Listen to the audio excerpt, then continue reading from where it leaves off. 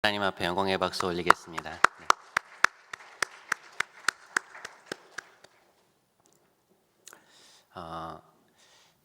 오늘은 제가 청년부에 온 지 만으로 딱 4년이 되는 날입니다. 제가 4년 전에 12월 첫째 주부터 이제 설교를 시작했는데요. 그동안 이 강단을 지켜오게 하신 하나님 앞에 감사와 또 찬양과 영광을 돌립니다.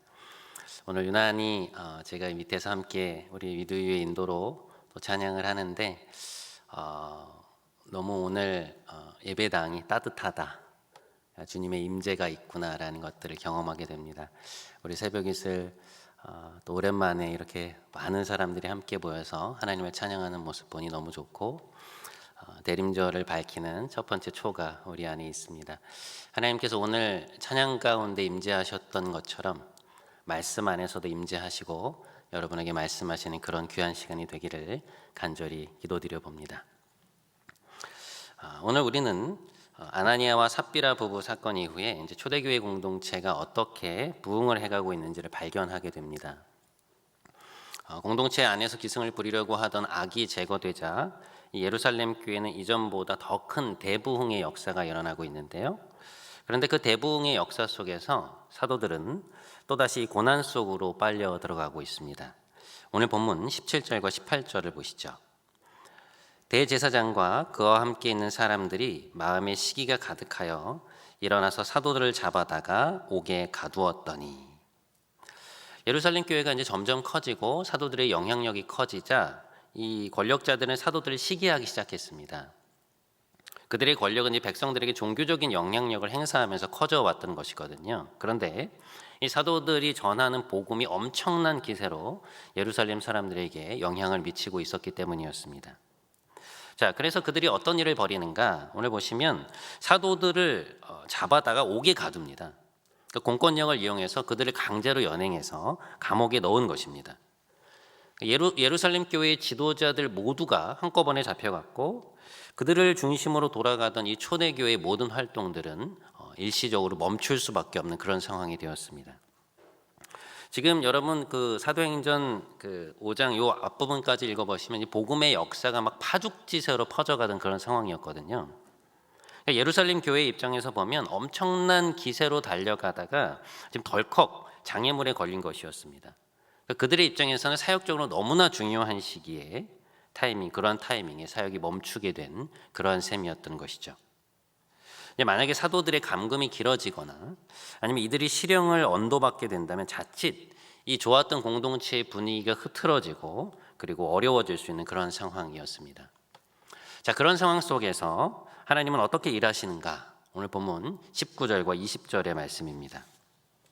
그들이 사도들을 잡아다가 옥에 가두었더니 하나님의 사자가 밤에 옥문을 열고 그들을 끌어내어 이르되 가라, 다시금 성전에 서서 이 생명의 말씀을 백성들에게 다 말하라 하매. 하나님은 초자연적인 능력으로 감금되어 있었던 사도들을 꺼내십니다. 지금은 복음이 절대로 감금되어서는 안 되는 시기였기 때문에 사도들을 감옥에서 이제 풀어내시는 것이죠. 그리고서는 그들에게 이제 한 가지 명령을 주세요. 무엇이라고 말씀하십니까? 가라. 성전으로 가서 이 생명의 말씀을 다 하나도 빠짐없이 백성들에게 전해라. 이런 명령을 주고 계십니다. 그 말씀을 듣고 사도들이 어떻게 합니까? 육체적으로 굉장히 피곤하고 피로할 상태였음에도 불구하고 새벽에 하나님의 말씀을 전하기 위해서 성전으로 향하고 있습니다. 갑작스러운 투옥으로 고초를 겪었지만 기적적으로 나오게 하시는 그 하나님을 경험하면서 또다시 그분의 말씀에 순종하려고 성전으로 향하고 있는 거예요. 어둠을 뚫고 성전으로 가서 하나님의 말씀을 전합니다. 정말 멋지고 아름다운 장면이에요. 자, 여러분, 이 정도면 그러니까 이들이 가서 막 말씀을 전할 때 엄청나게 많은 사람들이 몰려오고 또 그걸 보는 당국자들의 마음이 변화되고 더 이상 그들이 잡혀가지 않고 복음 전파의 역사가 더욱더 강력하게 이루어졌다, 뭐 이런 식으로 이 날의 사건이 마무리되는 것을 우리는 좀 예상하게 되는데요. 그런데 오늘 본문을 보시면 일이 어떻게 전개되고 있습니까? 하나님의 뜻대로 가다가 어려움을 겪었고 그 어려움을 잘 견디면서 말씀에 순종했으니 하나님이 더 이상 어려움이 없도록 보호해 주셔야 될 것 같은데, 그런데 그렇게 되지 않습니다. 더 이상 사도들이 어려움을 겪지 않은 것이 아니라 우리의 예상을 벗어난 또 다른 사건이 하나 벌어지고 있습니다. 오늘 본문 26절과 27절입니다. 이 소식을 듣고 성전을 지키던 사람들이 부하들을 데리고 가서 사도들을 다시금 끌어다가 공회 앞에 세우니. 자, 여러분, 사도들이 이제 성전에서 말씀을 전하고 있었는데요. 이 성전을 지키던 군사들이 몰려와서 다시 사도들을 연행해 갑니다. 그러니까 수갑을 채워서 사내들인 멤버들 앞으로 데리고 간 거예요. 그리고 거기에서 엄청난 질타를 당하게 됩니다. 예수의 이름으로 가르치지도 말고 말하지도 말라고 했는데 도대체 무슨 생각으로 그런 것이냐? 너희 죄를 알고 있느냐? 더 이상 용서할 수 없다. 온갖 겁박이 난무했어요. 여러분, 사도행전 3장에서 사도들이 하나님의 말씀을 전하다가 잡혀간 적이 있죠. 그때 여러분, 이들이 풀려날 때 무죄로 풀려난 게 아니었어요. 그러니까 집행유예 상태로 풀려났습니다. 그러니까 한 번 더 예수의 이름을 거론하면서 대중들을 가르치면 그때는 실형을 언도하겠다는 것이 의회의 판결이었어요. 그러니까 무엇입니까? 사도들은 이미 사실 좀 위태위태한 상황 가운데 있었던 거예요. 한 번 더 잡혀가면 정말로 실형 선고가 나는 그런 상황이었습니다. 자, 그러면 여러분 한번 생각해 보세요. 하나님이 어떻게 하셔야 됩니까? 일단 이들이 잡혀가 버리면 대안이 없잖아요. 그러니까 애초에 사도들이 잡혀가지 않도록 지켜해 주셔야 되는 건 아닙니까? 근데 당국자들이 움직일 때 사도들에게 미리 뭔가 사인을 주셔서 그들이 피할 수 있는 길을 마련해 주신다든지, 아니면 기도하는 가운데 그들에게 알려주시거나 사람들을 통해서 뭔가 이들이 도망칠 수 있도록 사인을 주셔야 되는 거잖아요. 그런데 하나님께서 오늘 그렇게 하고 계시지 않거든요. 그러니까 이들이 모르고 있다가 한꺼번에 다 잡혀가게 하십니다. 그러니까 교회적으로 아주 중요한 이 시기에, 사역적으로 굉장히 중요한 이 시기에 리더십 모두가 체포와 투옥을 겪게 하시는 것입니다. 그리고 나서 다시 그들을 빼내시는데요. 그러니까 이번에도 말씀에 순종하던 그들이 다시 연행되어 가는 것을 허용하고 계세요. 그것을 막지 않으십니다. 그리고 다시 사도들이 공회의 멤버 앞에 끌려가서 위협과 질타를 당하는 것을 그냥 허용하십니다. 자, 우리가 그런데 이런 일련의 과정 속에서 좀 주목해 보아야 될 것이 하나 있습니다. 그게 뭐냐? 이 모든 과정들을 몸으로 겪어가고 있는 이 사도들의 반응이에요. 여러분, 사도들은 지금 굉장히 현실적으로 쉽지 않은 상황 가운데 있었습니다. 우리는 지금 우리는 이 초대교회 안에서 진행되었던 역사를 이 사도행전을 통해서 통째로 보고 있고, 그리고 이 일들이 나중에 어떻게 바뀌어가는지, 또 하나님이 그것을 통해서 복음의 역사를 어떻게 이루어 가시는지를 알고 있기 때문에 이렇게 태어날 수 있는 것이죠. 하지만 오늘 사도들의 입장에서 보면 그렇지 않잖아요. 사법당국에서 집행유예를 받고 풀려났지만 언제 또 잡혀가서 실형을 언도받을지 모르는 상황이었습니다. 감시의 눈초이들이 그들을 계속해서 따라다니고 있었고요. 자신들의 안위와 신변에 대한 끊임없는 긴장감이 그들 안에 있었던 그런 상황이었어요. 이제 그러다 어떻게 되었습니까? 결국 잡혀와서 공권력에 의해서 잡혀왔는데 하나님이 겨우 그들을 풀어내시는가 싶더니 다시 성전으로 가서 말씀을 전하라고 하시는 거예요. 그래서 기꺼이 순종해서 갔는데 또다시 잡혀왔습니다. 그리고 그 안에서 오늘 온갖 협박과 위협, 그리고 모욕을 당하고 있습니다. 여러분, 사도들이 겪고 있는 이 일은요, 사실 상당한 육체적, 정신적 에너지의 소모를 가져오는 일들입니다. 그러니까 우리가 지금 이렇게 그냥 문자로 보니까 그러한가 보다라고 그냥 지나가지만 사실 이것을 몸소 겪어내는 것은 쉬운 일이 아니죠. 그러니까 자칫 이러한 상황 속에서 컨트롤할 수 있는 이 스트레스의 수준을 넘어서면 마음이 무너질 수도 있는 그러한 상황이라는 것을 우리는 보게 됩니다. 자, 그런데 오늘 본문의 이 사도들의 모습을 보면서 굉장히 인상적인 것이 뭐냐? 이 사도들의 모습 속에서 그런 흔들리는 모습이 보이지가 않아요. 그 일을 막 겪으면서도 하나님 왜 이렇게 하시지? 지금 이 상황을 보고 계신가? 지금 우리 공동체가 굉장히 중요한 시기인데 우리가 없으면 안 되는데 이 투옥이 얼마나 지속될까? 혹시 이들이 우리를 오랫동안 구금해 놓고 있지는 않을까? 막 이런 고민들 때문에, 이런 고민들이 찾아오면서 마음이 조급해지고 혼란스러워하면서 하나님이 일을 왜 이렇게 풀어가시나 하면서 굉장히 어려워할 수도 있는 그런 상황이거든요. 그런데 오늘 본문 속에 나타난 이들의 모습을 보잖아요. 흔들림이 없어요. 계속되는 긴장, 그리고 투옥, 다시 벗어남, 그리고 재투옥되는 상황을 겪으면서도 이들의 내면이 흔들리지 않고 있는 것을 오늘 우리가 보게 됩니다. 그러니까 오히려 자신들을 막 겁박해오는 이 사내들인 공의의 회원들을 보면서 우리가 왜 하나님의 말씀을 안 듣고 너희의 말을 들어야 되느냐? 우리는 하나님의 말씀에 순종하지 않을 수 없다 막 담대하게 얘기하는 그런 장면들을 보게 돼요. 여러분, 오늘 이 본문의 모습 속에서 이들의 모습이 왜 이렇게 인상적인가 하면요, 이 사람들이 본래 이런 사람들이 아니었어요. 그러니까 여러분 다 아시겠지만 이 사도들은 예수님이 이 십자가 사건을 겪을 때 완전히 무너졌던 사람들입니다. 그러니까 예수님이 그 돌아가시기 전날 잡혀가시자 이들은 모두 흩어져 버렸고요. 그리고 예수님이 돌아가신 이후에는, 사형 선고를 받고 돌아가신 이후에는 그 여파가 자신들에게 미칠까 봐 막 벌벌 떨면서 집에서 꽁꽁 숨어 지내던 이들이었습니다. 그러니까 그들이 갖고 있었던 기대, 그들이 예수님을 따라다니면서 하나님에 대해서 갖고 있었던 기대와 일이 완전히 다르게 흘러가는 것을 보면서 그 상황을 소화할 수가 없어서 깊은 회의와 혼란 속에서 하나님에 대한 마음이 무너져 내려버렸던 그런 사람들이 바로 이 사도들이라고요. 그런데 여러분, 오늘 지금 이들의 모습을 보십시오. 어떻습니까? 그때와 너무 다르지 않습니까? 그러니까 위험으로만 따지면요, 예수님 돌아가셨을 때나 지금이나 별반 다를 바 없어요. 오히려 지금이 더 위험합니다. 그러니까 예수의 이름으로 말하지 말라고 한 이 공회의 명령이 떨어졌는데 목숨을 걸고 그걸 여러 번 어겨요 이미. 그리고 심지어 감옥에서 나왔는데 탈옥을 했으니까 어딘가 숨어야 되잖아요. 그럼에도 불구하고 말씀을 전하라고 하는 하나님의 명령에 순종하다가 다시 잡혀갑니다. 여러분, 이 사도들이 자신들이 다시 잡혀갈 줄 알았기 때문에 담대한 것입니까?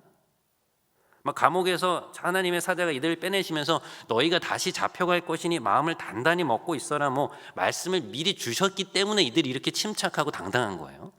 그렇지 않거든요.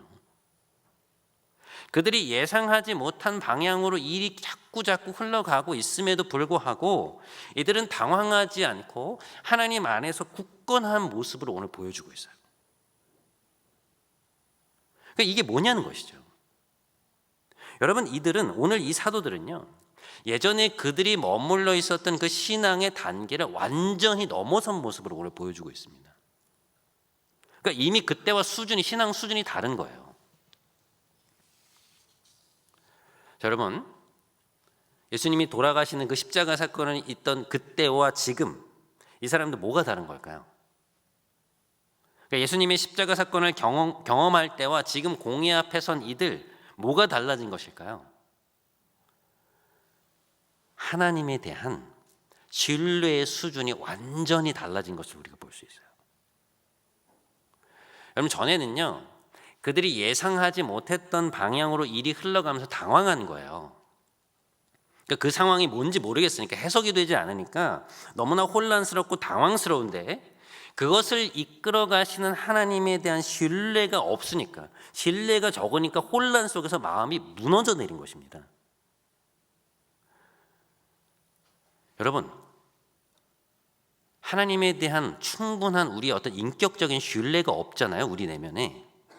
그러면 내가 생각하는 대로 뭔가 일이 잘 안 되면 금방 마음이 상하면서 낙심이 찾아와요.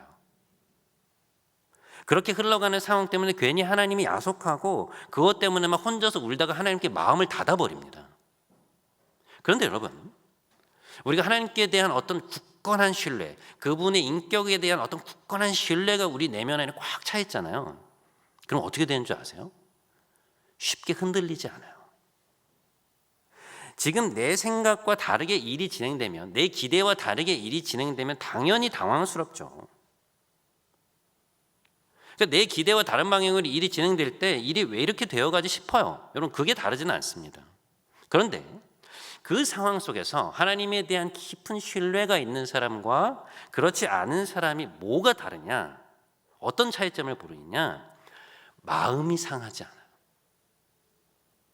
지금의 나로서는 이해할 수 없지만 하나님 분명 지금 이 상황 속에서 일하고 계시고, 이 일이 하나님의 뜻과 하나님의 그 허용의 범위 안에서 전개되고 있음을 믿기 때문에, 그러니까 하나님을 신뢰하기 때문에 그분께 대한 나의 마음이 상하거나 무너지지 않는다는 것입니다. 신뢰가 있는 사람들은.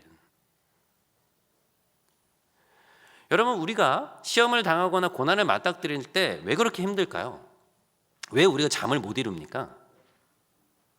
내 삶이 지금 막 이 고난과 어려움 때문에 막 삼켜지면 어떡하지?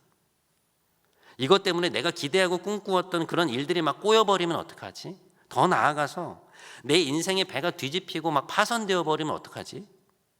막 그런 두려움이 우리 안에 있는 거 아니에요?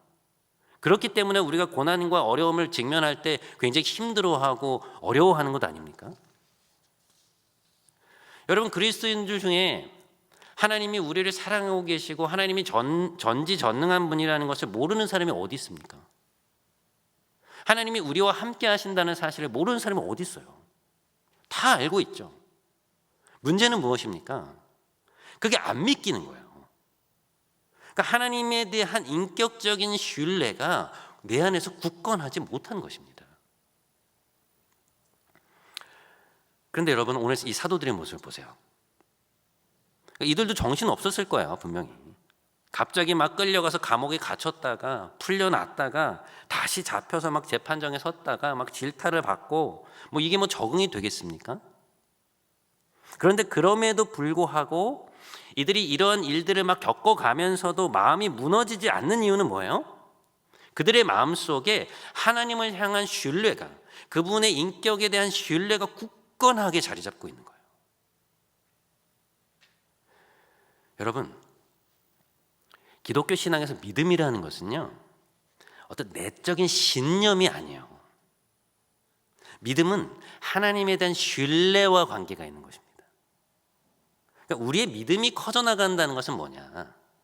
우리가 믿음이 점점 더 성숙해 간다는 것은 뭐냐? 한마디로 하나님이라는 분의 인격에 대한, 그리고 하나님의 능력에 대한 우리의 신뢰가 깊어져 가는 거예요. 그것이 깊어져 갈 때만 우리 믿음은 성장할 수 있습니다. 자, 그럼 여기서 이제 질문이 생기죠. 어떻게 해야 하나님에 대한 신뢰가 생기는가? 그리스도인들 안에서 어떻게 하나님에 대한 신뢰가 깊어져 가는가? 저는 그것과 관련해서 여러분과 두 가지를 좀 생각해 보려고 해요. 자, 우리 안에서 어떻게 하나님에 대한 신뢰가 깊어져 갈 수 있는가? 첫 번째, 하나님은 선한 분이라는 것, 하나님의 선하심이 우리 내면에서 수긍되어야 돼요. 그러니까 하나님이 성경에 나타난 그대로 선한 분이라는 것, 그래서 그분이 내 삶에 행하시는 모든 것이 결국 나의 유익을 위한 것이라는 사실, 나를 향한 그 하나님의 마음이 내 삶에서 체득되어야 돼요. 여러분, 몇 년 전에 제가 탁구를 배웠던 적이 있어요. 탁구장에서 레슨을 받았던 적이 있었는데요. 여러분, 혹시 드라이브라고 하는 탁구 기술에 대해서 들어보신 적 있으신가요? 여러분, 그 스매싱은 아시죠? 스매싱은 공을 이렇게 밀어서 빠르게 때리는 것이고요.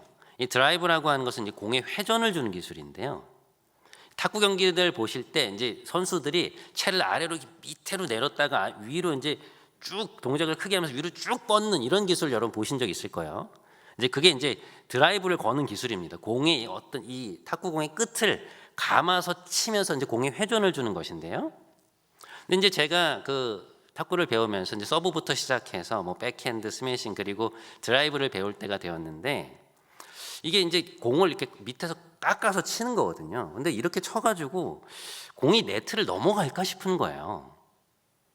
여러분 생각해 보세요. 공을 이렇게 밀어서 치는 게 아니라 공을 이렇게 깎아서 회전을 주는 것인데 이게 잘 넘어갈까라는 생각이 있어서 그렇게 치면 이제 공이 네트에 걸릴 것 같으니까 제가 어떻게 했냐면 공을 여기 올 때 깎아서 치려고 하다가 막판에 이렇게 미는 것입니다. 자꾸. 그러니까 회전이 걸리겠어요? 안 걸리겠어요? 안 걸리는 것이죠. 제가 자꾸 폼이 흐트러지니까 그 레슨 하시던 선생님께서 뭐라 그러셨냐면 동작을 더 자신감 있게 해야 된다는 거예요. 그러니까 안 될까 봐 막 동작을 작게 하면 안 되고 오히려 그 폼으로 제대로 해야 공이 넘어간다는 사실을 믿고 동작을 더 크게 해야 된다는 거죠.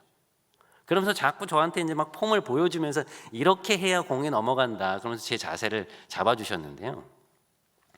제가 하다가 이제 밑좌의 본전이다 싶어가지고 이제 동작을 자신감 있게 제가 이제 막 채를 아래로 내려가지고 위로 이제 쭉 올려서 한번 이렇게 회전을 감았는데, 이게 공에 회전이 걸리면서 제가 TV에서 본 것처럼 드라이브가 걸려서 넘어가는 거예요. 제가 얼마나 기쁘던지. 이 동작을 제대로 하면 드라이브가 걸리는구나 하고 하는 것은 제가 한번 경험하고 나니까요. 여러분, 그 한 번의 경험이 저한테는 터닝 포인트였어요.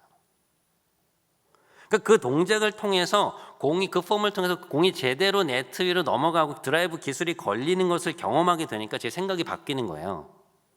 그러니까 기술이 안 걸리잖아요. 공이 네트에 걸리잖아요. 그러면 그 동작 자체에 대한 의심이 드는 게 아니고 이제는 오히려 내가 그 동작을 제대로 못했구나.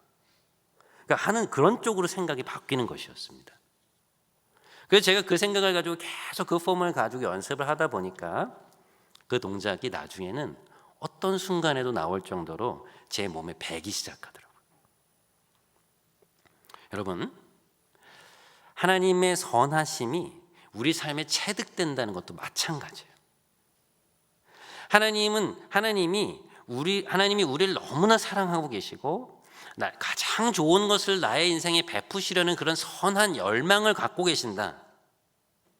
이 사실을 우리가 마음으로 체득하지 못하잖아요. 이 사실을 수긍하지 못하잖아요. 그러면 여러분, 우리 인생을 하나님께 의탁드릴 수 없어요. 나에게 좋은 것을 주시려는 그분의 마음을 내가 신뢰해야 그분의 이끄심을 구하면서 따라갈 수 있지. 내가 내 인생을 컨트롤하는 것이 훨씬 유익하다고 생각하는데 우리가 어떻게 하나님께 삶을 의탁하고 맡길 수 있겠습니까? 그렇지 않아요? 우리가 왜 뭐하러 그렇게 하겠어요? 하나님께 나아가서 간절히 기도를 드리면서 그분의 뜻을 구하며 나아가야 할 이유가 뭐가 있겠습니까? 하나님이 정말 선하신 분이고 내 인생에 최고로 좋은 것을 주시려고 하는 그분의 진심이, 나를 향한 진심이 믿어지고 수긍이 될 때 그 하나님에 대한 신뢰가 생기는 거예요. 제가 대학생 때 좀 별로 좋아하지 않던 말씀이 좀 하나 있었습니다. 시편 34편 8절과 9절 말씀인데요. 이렇게 되어 있었어요. 너희는 여호와의 선하심을 맛보아 알지어다. 너희 성도들아 여호와를 경외하라. 그를 경외하는 자에게는 부족함이 없도다. 근데 제가 이 말씀을 대할 때마다 마음이 좀 안 좋은 거예요. 왜냐하면 당시에 이제 제가 느끼기에 적어도 하나님이 저한테는 완전히 선한 분이 아니었거든요.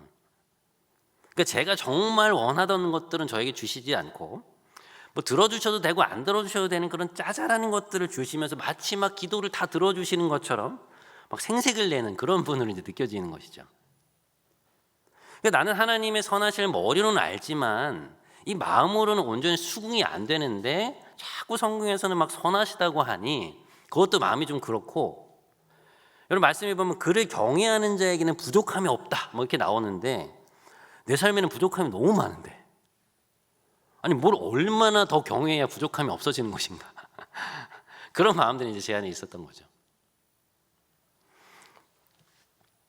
그런데 여러분, 제가 오랜 세월 하나님을 알아오면서 하나님이라는 분을 겪어오면서 저는 이제 하나님이 선하시다는 사실이 마음속으로 수긍이 돼요.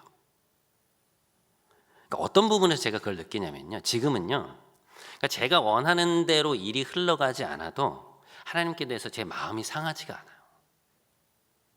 그러니까 인간적으로는 힘든 부분이 있죠.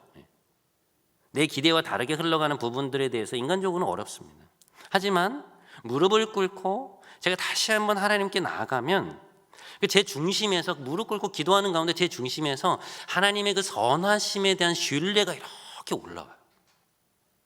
그래서 다시 마음이 살짝 흔들리다가도 다시 마음의 중심이 잡히고 힘이 생겨요. 제가 사용하고 있는 큐티 책이 보통 월요일 본문이 시편이에요. 근데 여러분 아시겠지만 시편은 찬양이 많잖아요. 근데 어떤 날은 제가 이제 좀 마음이 힘든 날이 있는데 이 본문 내용에 이런 것들이 있습니다. 막 너희 하나님의 백성들아 여호와를 송축하라. 온 땅이여 하나님께 환호를 올리고 크게 외쳐라. 막 이런 본문들이 나올 때가 있어요. 마음이 어려운 상태로 큐티 책을 폈는데 본문이 딱 그 본문인 것이죠. 여러분 지금 마음이 힘든데 막 하나님을 향해서 막 환호가 나옵니까? 막 찬양이 막 터져 나오나요? 제가 예전 같으면 한두 번 읽다가 그러면서 덮어버렸을 거예요. 근데 지금은 그렇게 하지 않습니다.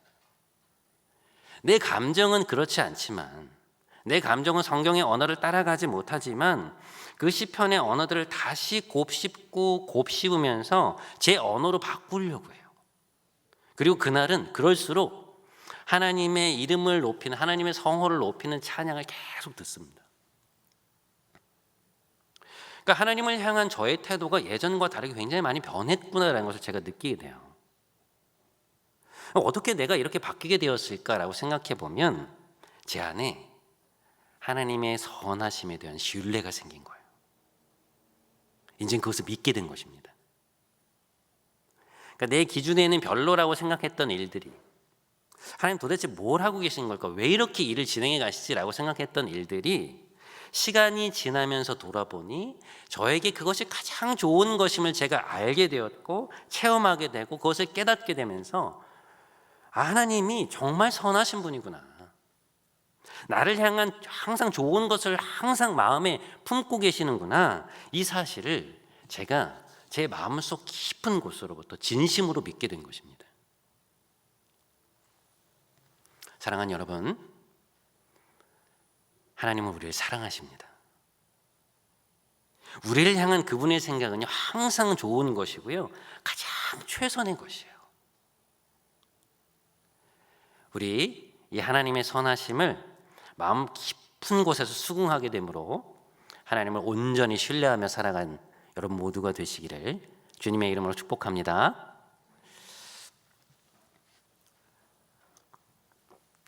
자, 그리스도인들 안에서 우리 안에서 하나님에 대한 신뢰가 어떻게 자라날 수 있는가? 그 두 번째는 무엇인가 하면 하나님의 전능하심, 하나님의 그 어마어마한 능력을 우리가 몸소 체험하게 될 때예요.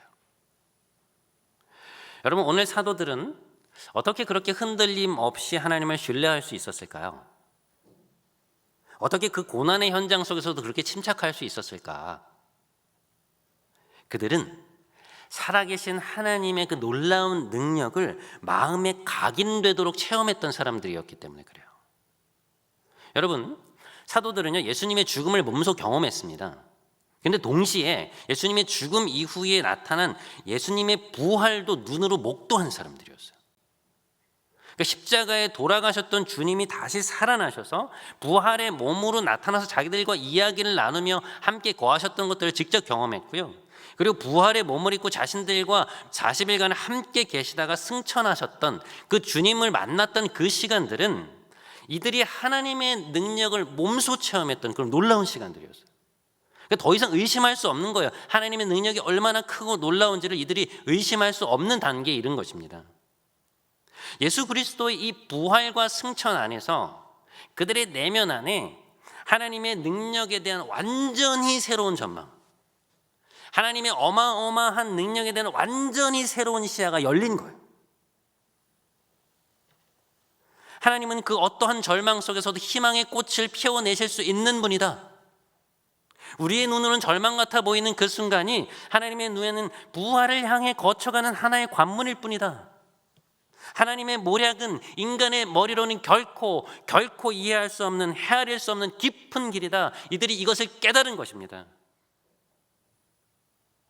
여러분, 하나님이 어마어마한 능력을 갖고 계신 분이라는 것이 우리 내면 속에 각인되잖아요. 그러면 하나님을 대하는 우리 삶의 태도가 달라져요. 구약의 여호수아서에 보면요, 여러분, 이스라엘 백성들이 이 가나안 땅에 입성을 앞두고 하나님이 그들로 하여금 요단강을 건너게 하시는 장면이 나옵니다. 이 40년간의 광야를 돌게 하시면서 그들을 준비시키신 하나님이 이제 가나안 땅으로 그들을 들여보내시는데, 특이한 게 뭐냐면 이게 하필 육로가 아니라 요단강을 건너는 쪽으로 코스를 잡으신 거예요. 여러분, 이게요, 가나안 땅으로 들어가는 길이 이 길 하나면 이해가 됩니다. 근데 그게 아니거든요. 얼마든지 다른 코스들이 많았어요. 그런데 무려 40년을 기다려서 가나안으로 들어가는 그들에게 굳이 요단강을 건너는 코스를 택해서 가라고 하시는 거예요. 그리고 나서 이제 며칠간을 준비를 시키시는데요. 재미있는 게 뭐냐면 그 준비가 이제 그들이 타고 나갈 배를 만들고 그런 게 아니고요, 스스로를 삼가하고 정결하게 하는 것이었습니다. 하나님이 이제 너희 가운데 위대한 일을 행하실 것이니 그것을 볼 수 있는 내면의 눈을 준비하라는 것이었어요. 자, 그렇게 며칠간의 준비를 마치고 요단을 건너는 당일, 이 100만이 넘는 이 이스라엘 백성들이 그 정해진 12지파의 그 지파 그 정열대로 쫙 대열에 서서 이제 출발을 하는데요. 하나님 뭐라고 하시냐면요, 두 가지를 말씀하세요. 첫 번째, 제사장들이 내 언약궤, 하나님의 언약궤를 메고 백성들의 맨 앞에 서서 가라.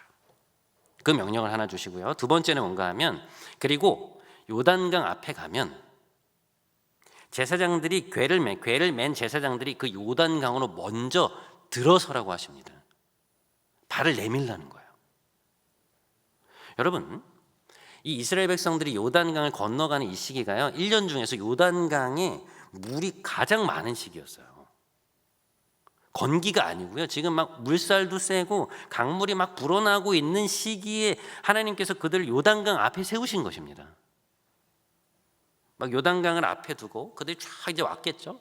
요단강을 앞에 두고 모든 백성들이 숨을 죽여서 여기를 어떻게 건너갈 것인가, 이렇게 많은 사람들이 어떻게 이곳을 건너서 가나안 땅으로 들어갈 것인가 숨을 죽여 지켜보던 그 순간,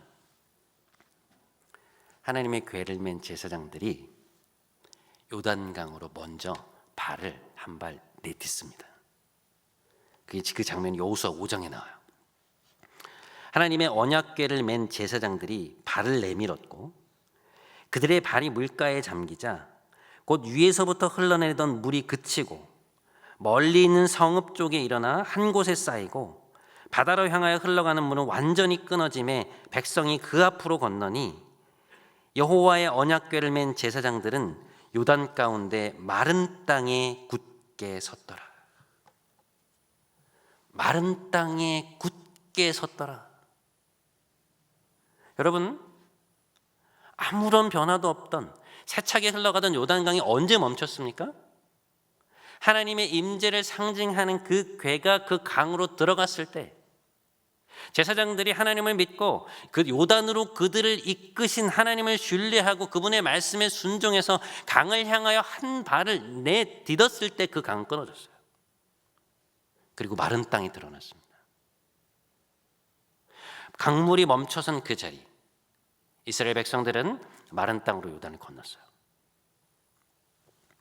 여러분, 이스라엘 백성들이 가나안으로 들어가면서 밟은 이 마른 땅의 경험, 하나님의 능력을 보여주신 이 결정판은요, 이들이 앞으로 겪어나갈 수많은 일들 속에서 하나님을 끝까지 신뢰하게 만든 그들의 신뢰의 바탕이 되는 그런 체험이었어요. 사랑하는 여러분, 우리가 우리 인생에서 요단을 통해서 가나안으로 들어가라고 하신 하나님의 이끄심을 어떻게 신뢰할 수 있습니까? 아니, 육로가 아니라 요단강으로 인도하신 하나님의 인도를 어떻게 신뢰할 수 있나요? 어떻게 그 세찬 물결 속으로 한 발을 내디디려고 하시는 하나님을 신뢰하고 우리가 한 발을 내디딜 수 있습니까? 그것은 전능하신 하나님에 대한, 그분의 능력에 대한 굳건한 신뢰가 있을 때 가능해요. 그러니까 모든 것을 하실 수 있는 하나님의 능력에 대한 절대적인 신뢰가 있을 때, 우리는 상상조차 할 수 없는 그분의 탁월한 지혜와 실력에 대한 온전한 믿음이 있을 때 우리는 그분의 이끄심을 따라갈 수 있습니다. 순종하며 나아갈 수 있는 거예요. 그 신뢰가 없잖아요, 여러분. 우리는 절대로 하나님의 이끄심에 믿음으로 반응할 수 없습니다. 아마 밤새워 지도를 붙들고 막 더 안전한 길을 찾아가지고 그리로 넘어갔을 거예요. 사도들이 예수님의 부활을 보면서 죽음에서 생명을 일으키시는 놀라운 하나님의 능력을 목도했던 것처럼 이 이스라엘 백성들은 요단을 마른 땅으로 만드시는 하나님의 능력을 몸소 경험하고 그들이 내면 속에 각인했던 것입니다. 그래서 가나안 땅으로 들어갈 수 있었던 거예요.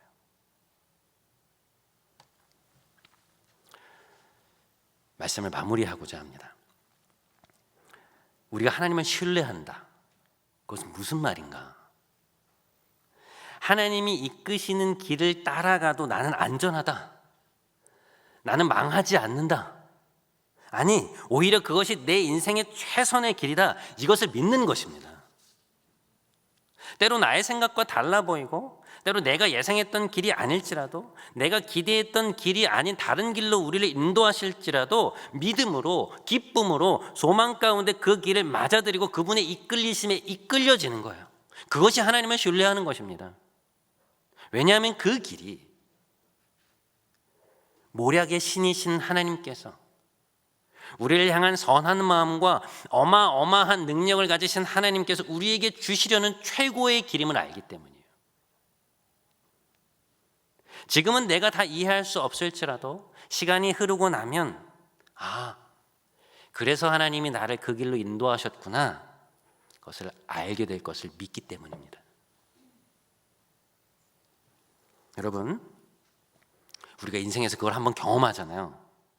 그 다음에는요, 하나님이 하시는 일에 더 우리의 믿음을 싣게 되고요, 그 다음에는 하나님의 일하심에 우리의 믿음을 더 싣게 돼요. 우리의 온 체중이 실리는 것들을 우리가 점점 경험하게 됩니다.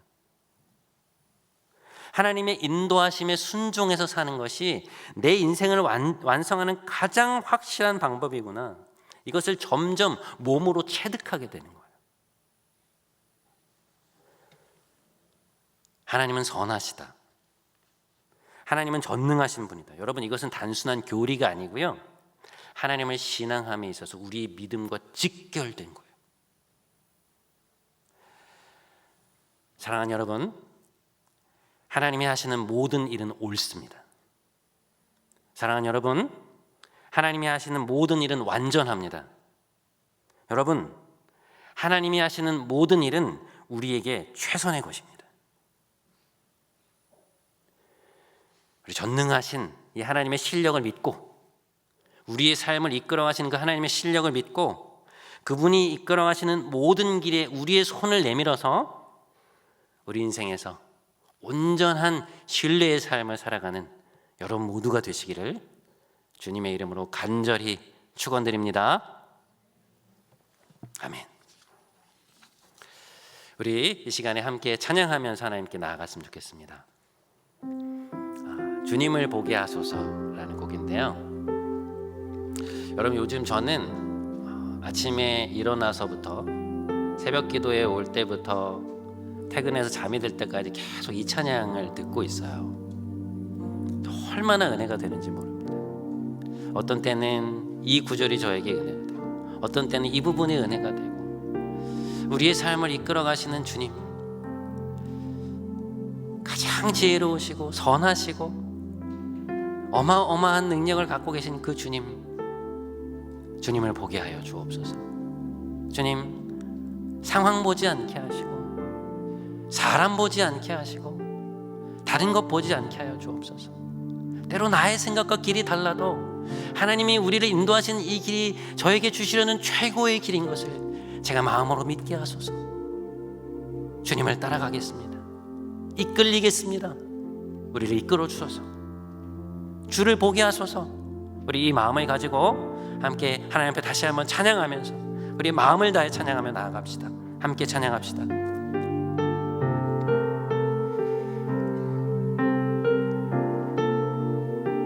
나의 주님께 찬양드리며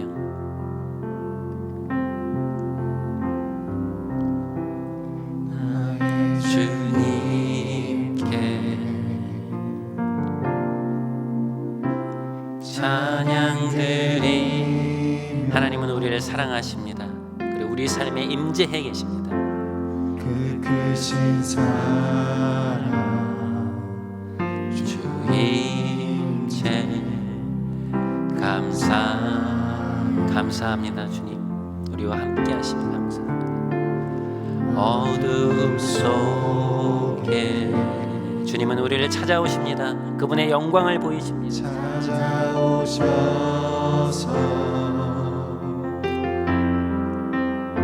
주님의 영광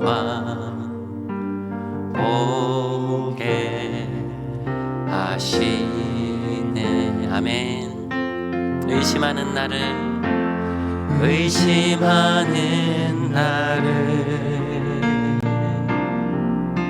손 내밀어 잡아주시네.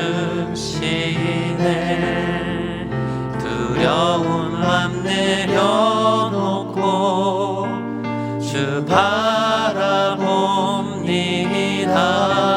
주님을 보게 하소서. 주님을 보게 하소서. 나를 붙드소서. 내 생각 내 뜻과 내 생각 내려놓게 하소서. 주님 뜻과 주님의 뜻을 맞아들이게 하여 주옵소서. 내려놓고 주님 앞에 나 엎드려 주님 앞에 나 엎드려 주의 음성 기다리니 나를 부르실 때 믿음으로 걸어. 주님을 보게 하소서. 나를 붙드소서. 주님을 보게 하소서. 나를 붙드소서.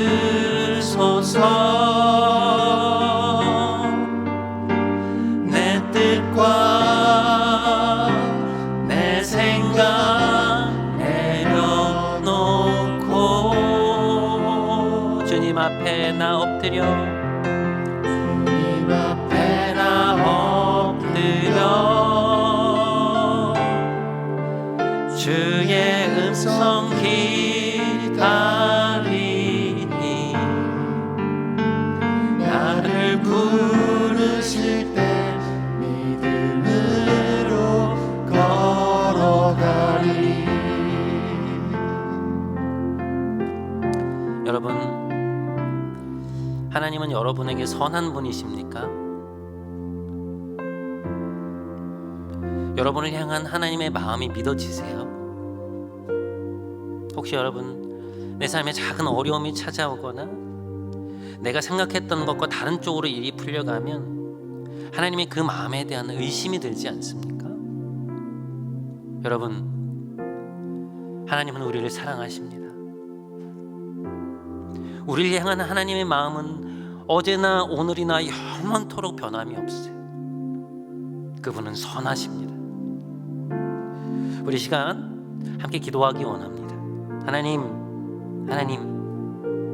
수많은 믿음의 선배들, 수많은 우리 신앙의 선배들이 고백해왔던 그 하나님의 선하심을 저도 맛보아서 알게 해주십시오. 그 선하심을 맛보아 알므로 시편 기자와 같이 다른 이들에게 하나님은 선하시다, 하나님은 정말로 선하신 분이다, 우리가 선포하고 고백하고 전할 수 있는 제가 될 수 있게 해주십시오. 그 마음에 기대어 오늘 기도하며 나아갈 수 있게 하소서. 우리 이 마음을 가지고 함께 기도하며 나아가도록 합시다. 우리 함께 기도하며 나아갑시다. 하나님 아버지, 저희에게 하나님 정말 선하신 분인가 돌아보게 됩니다. 하나님, 그토록 성경에서는 하나님 선하신 분이고 우리를 향한 그 뜨거운 열망, 우리의 인생을 가장 최선의 길로 인도해 가고자 하시는 그 하나님의 열망을 보여주고 있음에도 불구하고 하나님, 우리 삶에는 왜 이렇게 부족한 것이 많은지 모르겠습니다. 우리 삶에 왜 이렇게 하나님이 선하시다는 것을 우리의 내면 깊은 곳에서 수긍하기 어려운지 모르겠습니다. 때로 내 예상과 다르게 일이 흘러가고 내가 원했던 것과 다르게 일이 흘러갈 때 자꾸만 하나님에 대한 마음의 생채기가 생기고 마음이 상하고 무너지고 낙심하는 우리의 모습을 보게 됩니다. 하나님이 내가 원하는 거 주셨을 때는 감사하다고 고백했으면서, 그때는 하나님 살아계시다고 고백하면서, 하나님 선하시다고 고백했으면서, 한 부분에 대해서 내가 원했던 어떤 부분이 되지 않을 때 그것 가지고 하나님 앞에 하나님 선하시지 않다, 하나님 왜 이렇게 하시냐고 불평하고 낙심하고 하나님께 내 마음이 상하고 있는 우리의 모습을 보게 됩니다. 하나님이 우리를 사랑하신다, 하나님이 우리를 향한 그 마음이 영원토록 변함없다는 그 사실 하나님 우리가 알 수 있게 해주십시오. 그래서 하나님, 너희는 하나님의 선하심을 맛보아할지어다 고백했던 시편 기자의 고백이 우리의 고백 되게 해주십시오. 그래서 내 형제자매들에게, 후배들에게, 동료들에게, 가족들에게 하나님 선하신 분이라, 하나님 나를 향한 최선의 길을 인도하시는 분이라, 하나님 정말 나를 사랑하시는 분이라 고백하며 선포할 수 있는 저희가 될 수 있도록 주님 인도하여 주옵소서. 오 주님, 우리와 함께 하소서. 사랑하는 여러분, 우리 하나님은 전능하신 하나님이십니다. 십자가라는 그 죽음의 자리를 구원과 생명의 자리로 바꿔내신 하나님이 못하실 일은 하나도 없습니다. 선하시고 전지전능하신 하나님이 이끌어가신 우리의 삶이 차선의 것일 리 없어요. 그것은 최선의 길입니다. 우리는 우리를 향한 그분의 마음과 그분의 실력, 그분의 능력을 신뢰합니다. 그래서 우린 평안합니다. 이 시간 한 번만 더 함께 기도하기 원합니다. 하나님의 손에 이끌리기 원합니다. 우리 삶에 제가 주인 되는 것이 아니라 하나님이 우리 삶의 컨트롤 타워가 되셔서 저의 삶을 이끌어 가시기 원합니다. 그리고 그 이끄심을, 하나님의 실력을 신뢰하는 마음을 허락해 주옵소서. 우리 기도 제목 가지고 한 번만 더 하나님 앞에 진심으로, 전심으로 나아가도록 합시다. 함께 기도합시다. 하나님 아버지, 하나님이 우리를 향한 선한 마음을 갖고 계실 뿐만 아니라 하나님 전지전능하신 분임을 하나님 우리가 깨닫게 됩니다. 하나님 어마어마한 능력을 갖고 계신 분이고, 하나님 그 옛날 이스라엘 백성들을 요단으로 이끄시면서 가나안 땅으로 들어가기 전에 육로가 아니라 그들을 요단강으로 이끄시면서 그 요단강을 마른 땅으로 만드신 하나님께서 십자가에 돌아가셨던 주님을 부활한 몸으로, 최고의 몸으로 하나님 그렇게 다시금 생명을 살렸던 하나님께서, 그 능력의 하나님께서 오늘 우리와 함께하고 계심을 우리는 믿습니다. 아버지, 선하시고 전지전능한 하나님께서 이끌어가신 우리의 삶이 차선의 것일 리 없다는 이 사실을 우리가 믿을 수 있게 하여 주옵소서. 우리를 향한 아버지의 마음, 아버지의 실력, 아버지의 능력을 신뢰합니다. 주님, 그래서 우리는 평안합니다. 두려워하지 않게 해주십시오. 우리가 걸어가는 이 삶 속에 어떤 일이 닥쳐올까요? 어떤 일이 어떻게 다가온다 할지라도 하나님이 능력이신 하나님께서 그것을 이미 주관하고 계시고 컨트롤하고 계시고, 하나님이 그것을 정말 죽음의 자리에서, 절망의 자리에서 정말 생명의 꽃을 피워내실 수 있는 능력의 하나님이 우리와 함께하고 계심을 우리가 믿고 주님과 담대하게 나아갈 수 있게 해주십시오. 주님, 울지 않게 해주십시오. 혼자서 하나님의 능력을 신뢰하지 못해서, 하나님의 선하심을 신뢰하지 못해서 혼자서 울면서 마음이 상해서 하나님께 마음 닿지 않게 해주십시오. 하나님 능력을 신뢰합니다. 하나님의 선한 마음을 신뢰합니다. 주여, 우리가 그렇게 나아갈 수 있도록 하나님의 이끄심을 신뢰하고 그 이끄심에 이끌려갈 수 있도록 하나님 우리 사랑하는 형제자매들 붙잡아 주옵소서. 주님,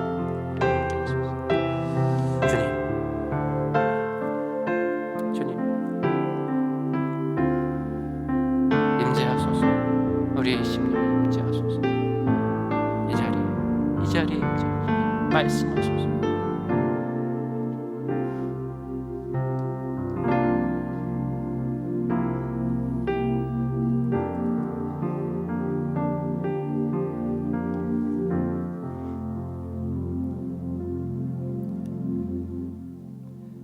선하신 하나님, 오늘도 말씀을 통해 우리에게 다가오셔서 저희를 향한 하나님의 뜻을 말씀해 주시니 감사합니다. 이 모든 말씀이 우리들 각자에게 주시는 말씀임을 믿습니다.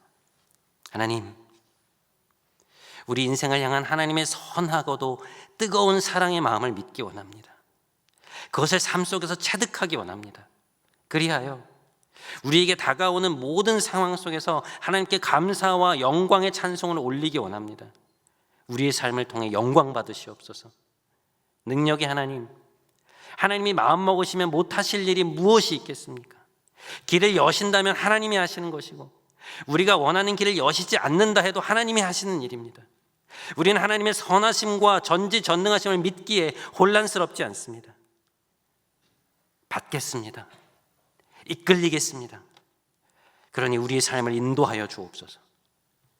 우리의 손을 잡으시고 하나님의 뜻대로 우리의 모든 형편을 이끌어 주옵소서. 우리의 인생이 오직 하나님을 위한 것이 되기 원합니다. 존귀하신 우리 주 예수 그리스도의 이름으로 기도드립니다. 아멘.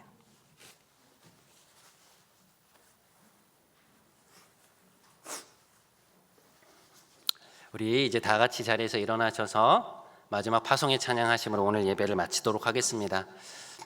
우리 하나님을 신뢰하는 마음으로 이번 한 주 힘차게 굳건히 한 발을 내디디며 나아가겠습니다. 이 마음을 가지고 힘차게 박수치면서 찬양하며 나아갑시다.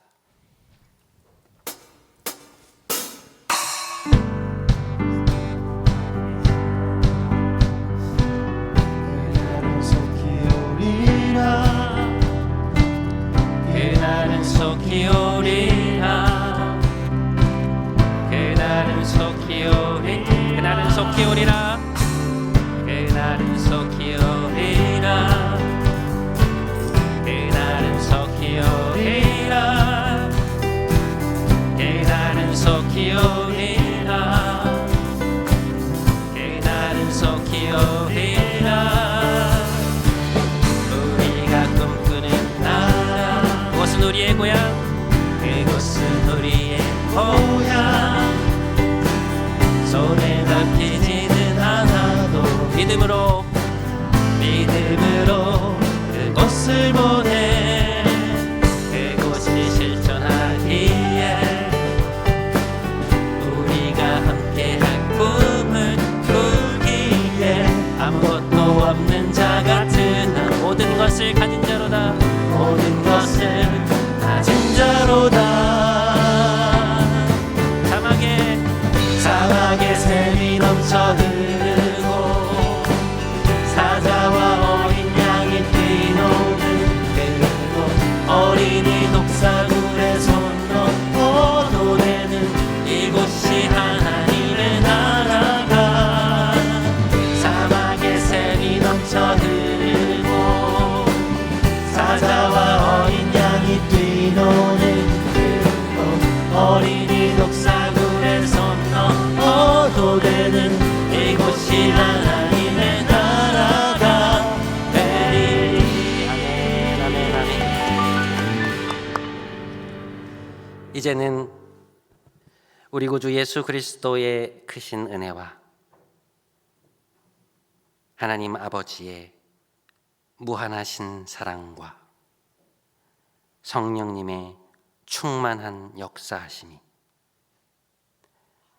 선하신 하나님, 능력의 하나님을 나의 하나님으로 믿고 신뢰하며 그분이 이끌어 가시는 대로 나의 인생을 온전히 의탁하기 원하는 사랑하는 우리 두드림의 모든 형제 자매들과 성도님들의 삶과 가정 위에 하나님의 이끌림 속에 더욱더 풍성해져 갈 애들의 인생 위에 지금부터 영원토록 함께 하시기를 간절히 축원하옵나이다.